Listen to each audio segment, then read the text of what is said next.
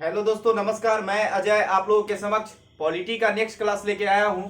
तो पॉलिटी में हम पहले पढ़ चुके हैं कि भारत एक राज्यों का संघ है, जो अनुच्छेद 1 से 4 के बीच अनुच्छेद के बीच में, और भाग 1 में आज हम पढ़ेंगे भाग 2 नागरिकता। भाग 2 में नागरिकता है, जो अनुच्छेद 5 से 11 के बीच है। तो उसके बारे में हम जानते हैं कि नागरिकता अर्थात होती क्या है। जो लोग पूर्ण राजनीतिक सदस्यता प्रदान करती है जो लोगों को पूर्ण राजनीतिक सदस्यता प्रदान करती है तथा व्यक्ति के दायित्व, अधिकार, कर्तव्य एवं विशेषाधिकार प्रदान करती है, जबकि विदेशियों को यह अधिकार नहीं मिलता है। तो ये नागरिकता उसी को कहते हैं कि लोगों के क्या करता है, तो पूर्ण राजनीतिक सदस्यता प्रदान करता है तथा व्यक्ति के दायित्व, अधिकार, कर्तव्य एवं विशेषाधिकार प्रदान करती है, जबकि जो विदेशियों को ये प्राप्त नहीं है। नेक्स्ट है कि नागरिक को कौन कौन से अधिकार प्राप्त है। तो नागरिक को मत देने का अधिकार है, और ये जितने भी अनुच्छेद है ये सब मौलिक अधिकार के अंतर्गत आते हैं, जो भारत के नागरिक को प्राप्त है। अनुच्छेद 15 में बात है कि धर्म, मूल वंश, लिंग आदि के आधार पर लोगों को समानता दी जाएगी, अनुच्छेद 15।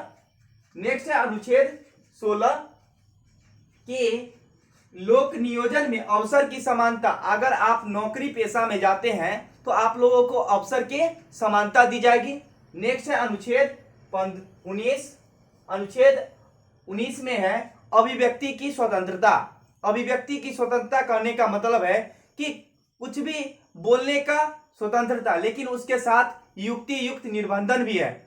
यानी कि आप ये नहीं है कि हर चीज बोल सकते हैं, लेकिन जो आपके अधिकार क्षेत्र में आता है उसको आप मांग सकते हैं, उसको आप कह सकते हैं। ये आपको अनुच्छेद 19 अभिव्यक्ति की स्वतंत्रता देता है। नेक्स्ट है अनुच्छेद 29-30। अनुच्छेद 29-30 में संस्कृति और शैक्षणिक संस्थानों के संबंध में अल्पसंख्यक के लिए अधिकार दिया गया है। तो ये थे आपके नागरिकों के अधिकार। नेक्स्ट है आपको कि नागरिकता देने के तरीके। एक अधिनियम आया था 1955 का अधिनियम। 1955 के अधिनियम के तहत लोगों को यह तरीका दिया गया कि किस आधार पर लोगों को नागरिकता दी जाएगी। पहला है जन्म से नागरिकता, लेकिन इसमें बात है पर कि हर लोगों का जन्म अगर हमारे यहाँ होता है, यानी विदेशी होने के बाद आपको नागरिकता नहीं दी जाएगी।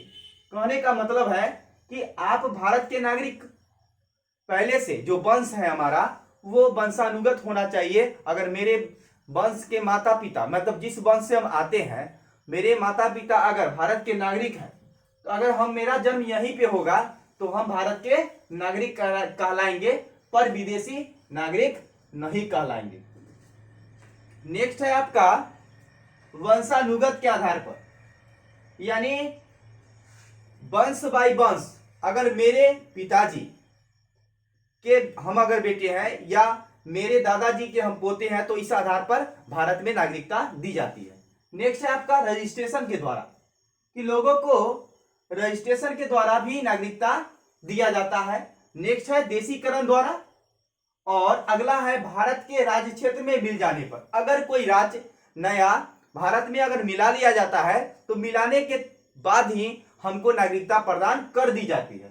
नेक्स्ट है अगर नागरिकता को हम परित्याग करना चाहे तो किस प्रकार परित्याग कर सकते हैं। तो पहला है आपका परित्याग द्वारा। अब आप आवेदन देके अपने नागरिकता का परित्याग कर सकते हैं। और दूसरा है परवसान, यानी कि आप अगर दूसरे जगह बसना चाहते हैं तो आपको स्वतः ही आपका नागरिकता रद्द किया जाएगा, और जहां आप जिस देश में रहना चाहते हैं वहां उस देश का नागरिकता आपको दे दिया जाएगा। यानी कि आपका जैसे ही आप दूसरे जगह जाते हैं और वहां रहना शुरू कर देते हैं तो आपका नागरिकता आपसे छीन लिया जा सकता है।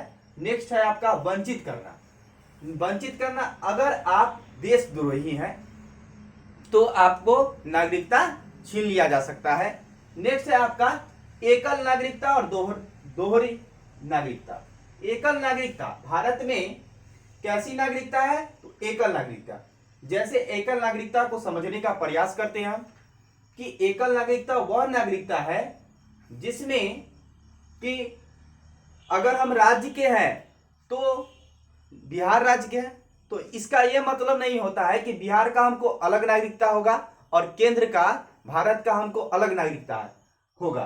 तो हमको सिर्फ एक ही नागरिकता है और वो है हमारे भारत का नागरिकता। तो ये हो गया एकल नागरिकता जिसके अंतर्गत भारत आता है, यानी कि हम उसके अंतर्गत आते हैं। नेक्स्ट है आपका दोहरी नागरिकता, जिसमें होता क्या है कि राष्ट्रीय और राज्यों को अलग अलग नागरिकता दी जाती है। जैसे अमेरिका में, अमेरिका के लोग जिस राज्य के आते हैं, राज्य से आते हैं, वहां उनको अलग नागरिकता दी जाती है।